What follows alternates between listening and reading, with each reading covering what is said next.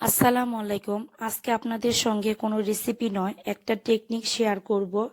আর সেটা হচ্ছে পাকা তাল থেকে কিভাবে তালের পাল্প রসটা বের করা যায় সেটা।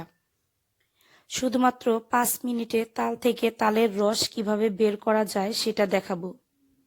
তাল দিয়ে আমরা সবাই বিভিন্ন রকমের পিঠা পায়েস তৈরি করে থাকি। তবে তালের রস বের করাটা ঝামেলার। এই ঝামেলাটা আজকে একেবারে সহজ হয়ে যাবে। আমি অনেক ইজি পদ্ধতিতে তালের রস কিভাবে বের করা যাবে সেটা শেয়ার করছি।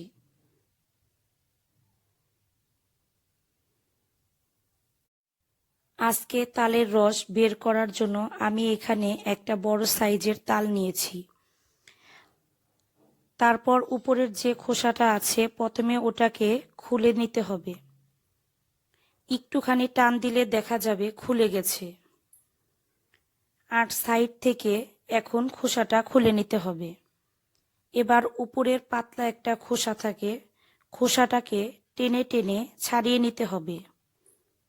আমি কাজটা কিভাবে করছি আপনারা তা দেখে হয়তোবা বুঝতে পারছেন। এটা খুব ইজি, টান দিলে খুবই ইজিলি খুলে আসে।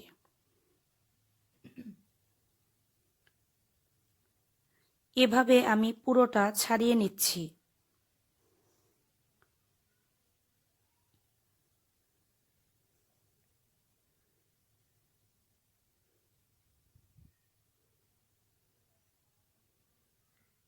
যখন খোসাটা ছাড়িয়ে নিচ্ছি মাঝ বরাবর 2 হাত দিয়ে চাপ দিতে হবে।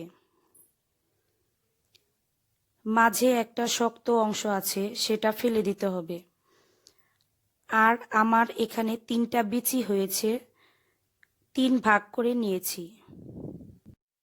তারপর একটি বাটিতে নিয়ে নিয়েছি। তারপর এখানে নিয়েছি গ্রেটার আর নিয়েছি একটি বাটি। এই গ্রেটারটা দিয়ে অল্প সময়ে তালের রসটা বের করে নিব। গ্রেট করতে থাকব। কিছুক্ষণ গ্রেট করার পরই দেখা যাবে একটা ঘন তালের কাঠ বের হতে শুরু করেছে।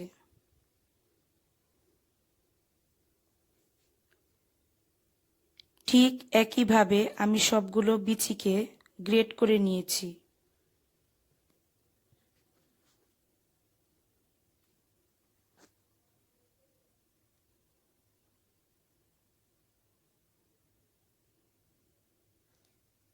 গ্রেট করতে করতে দেখা যাবে বিচিটা সাদা হয়ে গেছে।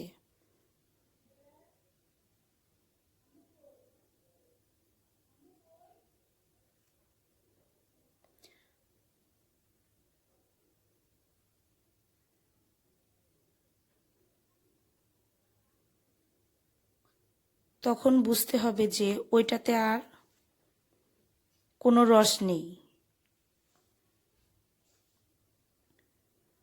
তো আমার এখানে 2 কাপের মতো রস হয়েছে। এটা কিন্তু একদম ঘন এবং ফ্রেশ রস।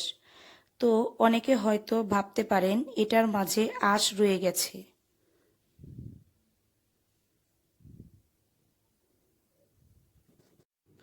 তো এখন চলুন আমরা ছেঁকে নেই। আমি এখানে একটি নেট নিয়ে নিয়েছি। এটাতে তালের পিউরিটা নিয়ে নিয়েছি। হাত দিয়ে চেপে ছেঁকে নিচ্ছি।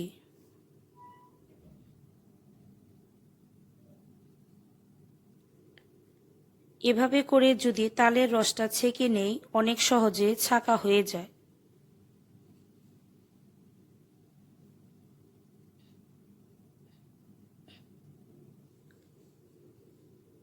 আর নেটটা একটু খুলে দেখিয়ে দিচ্ছি।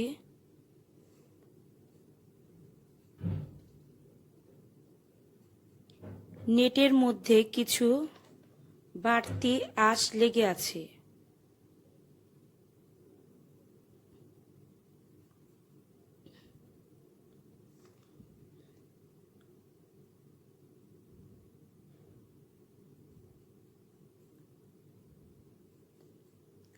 তো তো ফ্রেশ একটা স্মুথ তালের পিউরি আমরা পেয়ে গেছি। এখন চাইলে আমরা ডিপে সংরক্ষণ করতে পারি, আবার চাইলে সাথে সাথে পিঠাও তৈরি করে খেতে পারি। আশা করি আপনাদের কাছে আজকের এই সহজ তালের রস নেওয়ার পদ্ধতিটি ভালো লেগেছে। সবাইকে ধন্যবাদ জানাচ্ছি। আল্লাহ হাফেজ।